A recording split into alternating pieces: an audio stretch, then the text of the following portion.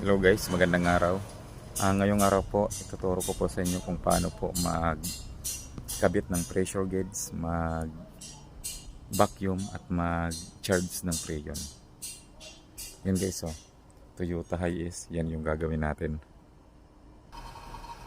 Yan, hello guys. Ito na tayo ngayon. Sinimulan ko na palang mag-vacuum. Ito yan. Yan.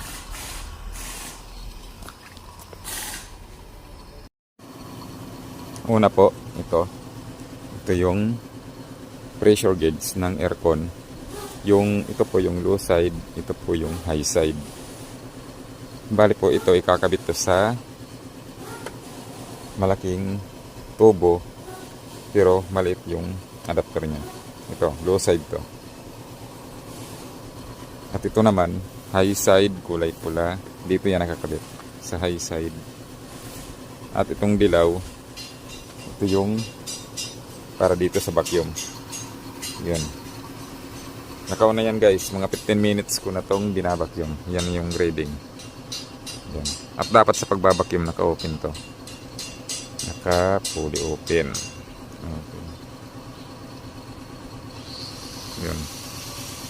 Hintay-hintay lang tayo ng mga 15 minutes. Another 15 minutes. Para tuluyan talagang matanggal yung hangin sa loob ng aircon system para pagkalagay natin ng freon walang hangin.